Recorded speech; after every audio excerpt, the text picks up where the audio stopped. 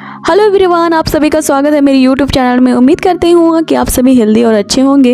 अब वीडियो को देर से लाने का रीज़न ये है गाइस कि जो उसकी एक्चुअल वेबसाइट पे इसके एपिसोड्स रिलीज ही नहीं हो रहे थे, इसलिए ये एक्सप्लेनेशन वीडियो आने में लेट हुई है। बट कोई नहीं, इसके एपिसोड्स आ चुके हैं और अब बैक टू बैक इसके एपिसोड का एक्सप्लेनेशन आपको मिल जाएंगे। तो बने रहिए हमारे इस चैनल के साथ, और अगर आप मेरे इस चैनल पे नए हो तो इसे जरूर से सब्सक्राइब कर दें। तो जैसा कि हमने पिछले एपिसोड में देखा था, फेरी को उसकी बॉडी मिल जाती है, लेकिन इस बार उसे मात्र 3 दिनों के लिए मिली थी, क्योंकि उस चीन माउंटेन के लॉर्ड चीन ने उसकी बॉडी क्ले और वो शीश ऑयल से बनाई थी।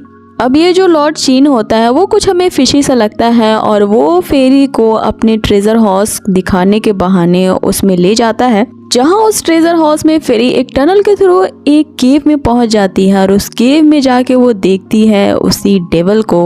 अब यहाँ सीन कट होता है और हम अगली सीन में देखते हैं उसी लॉर्ड चीन को, जिसके सामने वही शैडो 3 रिल्म्स की एक एंटिटी आके उसे बताती है कि हमारे इस माउंटेन के स्पेस क्रैक में कुछ हलचल हो रही है, और हमने जो पहले फ्लावर फेरी यूज किया था वो अब ज्यादा देर तक टिकने वाली नहीं है, तो आपको ये चल के देखना होगा।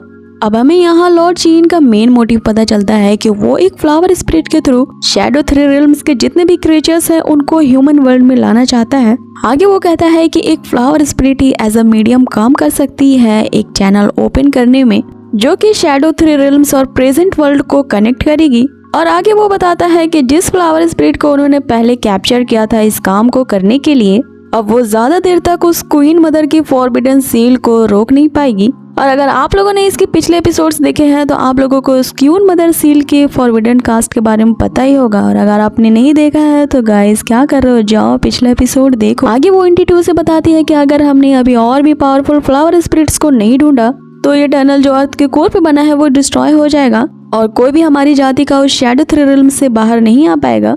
जिसपे वो लॉर्ड चीन कहता है कि मैं ऐसा कभी नहीं होने दूंगा, बस थोड़ा और इंतजार करो, मैं उन सब को इस रिल्म में वापस लेकर आऊंगा। मींस के वो ह्यूमन रिल्म के बारे में कह रहा था। आगे हम देखते हैं यांग जियान को, जो उस चीन माउंटेन के पीक का सर्वेक्षण करवा रहा होता है दूसरे देवताओं से, जहाँ पे एक देवता उसे आके बताता है कि हमने सब कुछ चेक कर लिया है, इस चीन आइलैंड पे कुछ भी सस्पिशियस नहीं है। आगे वो कहता है कि अलग अलग देवताओं ने इसके चारों तरफ के सराउंडिंग के साथ इसके अंडरग्राउंड की जमीन को भी चेक किया गया और हमें वहाँ पे कुछ भी स्ट्रेंज नहीं मिला। ये वो कहता है कि ये सिर्फ एक ऑर्डिनरी सा बंजर माउंटेन है। उसकी बात सुन के यहाँ यान जियान कहता है कि जब ये एक बंजर माउंटेन है तो इससे चीन माउंटेन पे एक शानदार विला क्या कर रहा है। आगे एक और वहाँ देवता रहता है, वो कहता है इस माउंटेन पे जरूर कुछ न कुछ फिशी हो रहा है, और अभी तक समुद्र के देवता की रिपोर्ट हमें नहीं मिली तो कुछ भी कह नहीं सकते। अगले सीन में हम समुद्र के देवता को देखते हैं जो समुद्र के बॉटम में जाके चेक करता है। अब वहाँ पे उसे एक ऐसा रॉक मिलता है जिसपे कुछ पावरफुल स्पेल्स कास्ट किए गए थे। अब उसे टच करते ही उसे कुछ अजीब सा एहसास होता है और हम उसकी बॉडी को पानी के ऊपर तैरता देखते हैं, और उसे देखकर वो देवता कहता है कि यहाँ घबराने की कोई जरूरत नहीं है, क्योंकि 3 रिल्म्स में समुद्र के देवता के हीलिंग पावर को कोई भी मैच नहीं कर सकता। इसकी रिकवरी एबिलिटी 1000 गुना ज्यादा है सभी से, और ये कुछ ही देर में ठीक हो जाएगा। आगे हम समुद्र के देवता को कहते हुए देखते थे कि मुझे पता था तुम लोग मेरी एबिलिटी के बारे में जानते हो, तो तुम्हें मेरी एक्टिंग कैसी लगी, और क्या मेरे जैसा पावरफुल तुम्हें कोई मिलेगा हेवन में। जिसपे वो हेवन का आकाश देवता उससे कहता है कि अभी कोई वक्त है अपनी एबिलिटी दिखाने का। आगे वहाँ उस देवता के पूछने पर क्या तुम्हें वहाँ कुछ मिला, समुद्र का देवता उन्हें बताता है कि अर्थ का जो सिरा है मीन्स वेन्स जो है उन्हें मूव करके इस आइलैंड के माउंटेन से कनेक्ट कर दिया गया है, जो किसी भूल भुलैया की तरह लगती है, और इसे हाइड किया गया है इसी चीन माउंटेन के अंदर। आगे वो कहता है कि एक बहुत ही खास किस्म का फॉर्मेशन है जिसे करने वाला कोई मास्टरमाइंड है। आगे वो कहता है कि इस फॉर्मेशन को तोड़ने के लिए हमें एक ऐसे हेवनली आई की जरूरत होगी जो इस माउंटेन के वेन्स को इस ह्यूमन रिल्म के अर्थ वेन से डिस्कनेक्ट कर पाए। अगले सीन में हम हेवनली रिल्म को देखते हैं, जहां वे लोग ये डिस्कस कर रहे होते हैं कि आखिर उन माउंटेन्स वेन्स को कौन चेंज कर सकता है। यहाँ मुयुशी ह्यूमन रिल्म के एम्परर मांग को ये बता रहा होता है कि माउंटेन वेन्स एंशिएंट टाइम से ही क्रिएट किए गए हैं और उन्हें सिर्फ वही मूव कर सकता है जो उस एंशिएंट माउंटेन से ही पैदा हुआ हो। अब उनकी नजर में एक ही बंदा ऐसा होता है जो उन माउंटेन्स में बॉर्न हुआ है, वो होता है गॉड ऑफ वॉर। अब ये गॉड ऑफ वॉर जियान वही होता है जिसे डेविल ने लाइफ एंड डेथ पवेलियन में हराया था, और डेविल को वहां से जाने की अनुमति देने के लिए एज अ पनिशमेंट उसे कैद करके रखा गया है। अब ये दोनों उसी गॉड ऑफ वॉर जियान के पास जाते हैं जो अभी भी कैद था उस कैद खाने में एज अपराधी।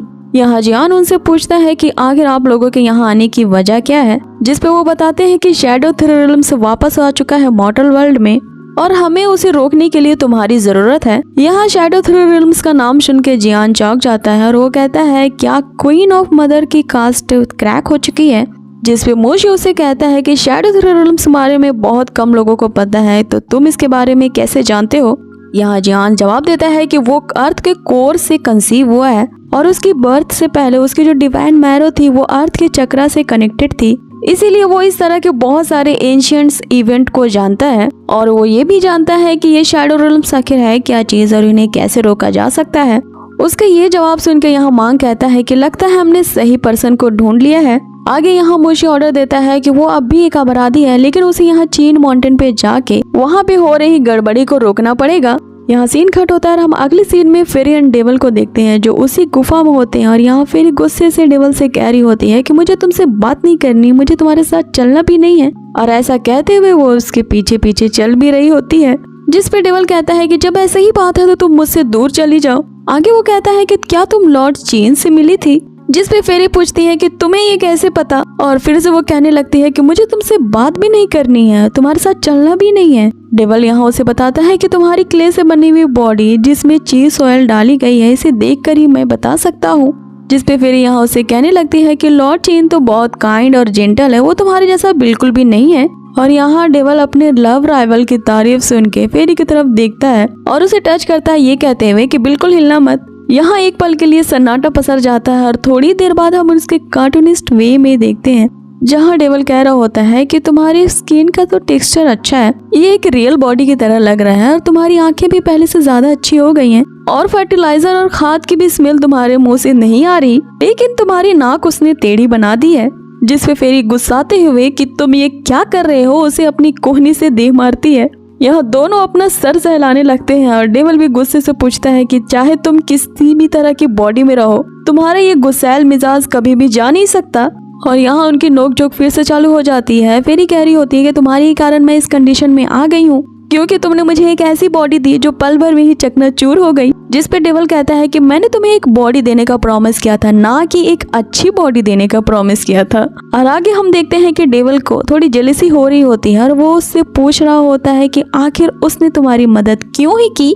जिस पे फेरी कहती है कि ये सब कुछ तुम्हारे कारण हुआ और तुम मुझे अब एक नई गुड बॉडी दिलवाओगे।